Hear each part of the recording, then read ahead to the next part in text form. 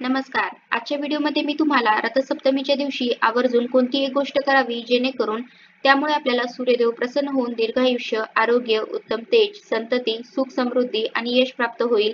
रथसप्तमीच्या दिवशीची ही एक गोष्ट करण्याचे अनन्यसाधारण असे महत्त्व आहे.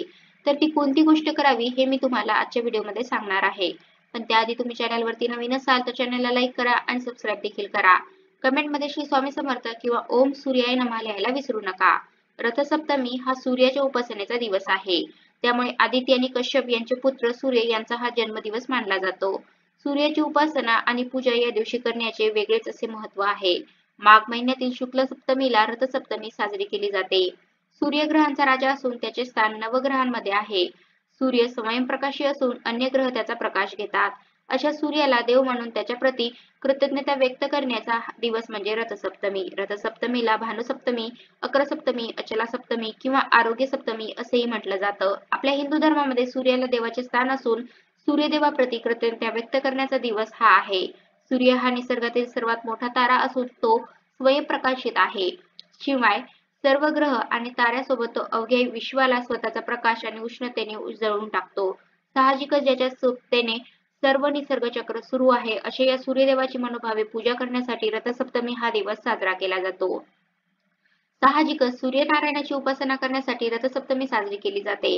रथसप्तमीच्या दिवशी सूर्याचा जन्म झाला आणि सर्व ब्रह्मांड उजळून निघालं. सूर्यदेवाचे सामर्थ्य तर सर्वांना माहिती आहेच. अनेक स्त्रिया माघ शुद्ध प्रतिपदेपासून उपवास करतात आणि रथसप्तमीपर्यंत उपवास धरतात.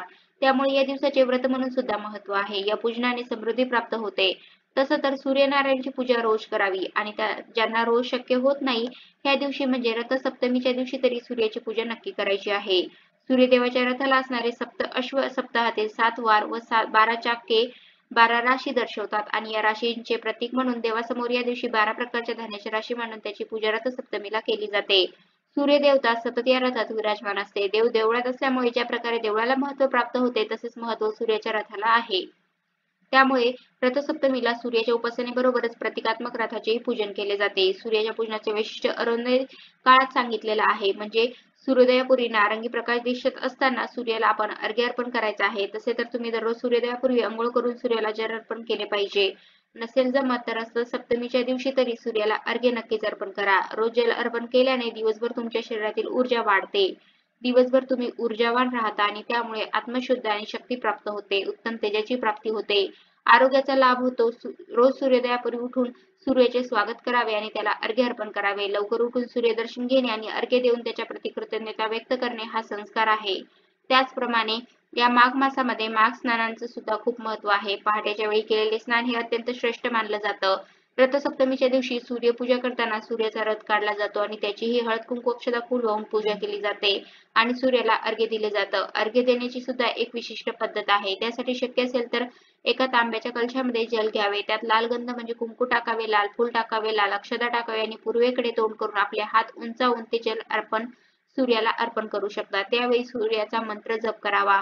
ओम सूर्याय नमः किंवा ओम आदित्याय नमः किंवा सूर्याची तुम्ही 12 नावे पण घेऊ शकता. हे अर्घ्य अर्पण करत असताना कलशातून जे जल खाली पडत असतं त्यामधून आपल्याला सूर्याला नजरेनं बघायचं असतं. सूर्याला जे जल अर्पण करत असतो ते जल अर्पण करत असतानाची जलाची जी धार असते, जी लाईन असते त्यामधून जी सूर्यकिरणे क्रॉस होतात ती आपल्याला आरोग्यवर्धक मानली जातात. त्याचं अत्यंत श्रेष्ठ फळ आपल्या डोळ्यांना आणि चेहऱ्याला अनुकूल असतं. म्हणजे त्या पाण्याच्या धारेमधून आपल्याला सूर्याकडे बघत अर्घ्य अर्पण करायचं आहे. याने डोळ्याची ज्योत वाढते, शरीरात ऊर्जा निर्माण होते आणि जरी कोणत्याही कारणाने सूर्य दिसत नसेल तरी पूर्व दिशेकडे तोंड करून अर्घ्य अर्पण करू शकता. रथसप्तमीला जागतिक सूर्यनमस्कार दिनही मानला जातो. त्यामुळे या दिवशी सूर्याची 12 नावे घेत सूर्यनमस्कार घातल्यास आपले आरोग्य उत्तम राहते आणि शरीर सुदृढ बनते. शक्य झालं तर आपण दररोज सूर्याची उपासना करावी आणि जर आपल्याला शक्य झालं नाही तर रथसप्तमीच्या दिवशी मनोभावे तुम्ही सूर्याची उपासना करा, पूजा करा.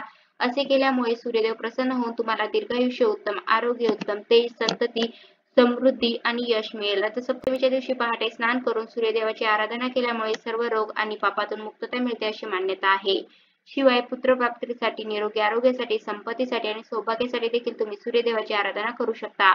सूर्यदेवाचं किती अनन्यसाधारण असं महत्त्व आहे. रथसप्तमीची एक छोटीशी कथा आहे.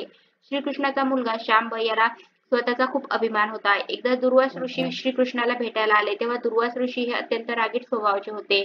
हे श्रीकृष्णाच्या मुलास माहीत नव्हते. दुर्वास ऋषी हे खूप दिवसाच्या तापानंतर श्रीकृष्णास भेटायला आले होते. दुर्वास ऋषी यांचे शरीर तपामुळे कमजोर झाले होते. तेव्हा हे बघून शांब त्यांना हसले. हसण्याचे कारण कळल्यावर दुर्वास ऋषींना त्यांचा अतिशय राग आला आणि त्यांनी त्याला शाप दिला की तुझे शरीर कुष्ठरोगी होईल. आणि तसे घडले सुद्धा आणि अनेक वैद्यांनी त्यांच्यावर उपचार केले पण काहीही फायदा झाला नाही. तेव्हा श्रीकृष्णाने त्याला सूर्याची उपासना करण्यास सांगितले आणि वडिलांची आज्ञा मानून शांब याने सूर्य आराधना केली, उपासना केली आणि काही दिवसांनी त्याचा रोग बरा झाला. अशा या सूर्याला देव मानून आपण त्याची उपासना आराधना नक्की केली पाहिजे. त्यामुळे रथसप्तमीच्या दिवशी तरी सूर्याला अर्घ्य अर्पण करण्याचे अनन्यसाधारण असे महत्त्व आहे. आणि शेवटी हात जोडून मनोभावे सूर्यदेवाला प्रार्थना करा की हे सूर्यदेवता तुझ्यासारखे तेज आम्हाला दे आणि आमच्यावर तुझी कृपादृष्टी कायम असू दे अशी मनोभावाने प्रार्थना करा. तर अशा प्रकारे येणाऱ्या रथसप्तमीला तुम्ही सुद्धा सूर्यदेवाची आराधना, उपासना, पूजा नक्की करा. तुम्हाला सुद्धा त्याचा नक्की फायदा होईल. कसा वाटला तुम्हाला माझा आजचा व्हिडिओ कमेंट करून नक्की सांगा. धन्यवाद.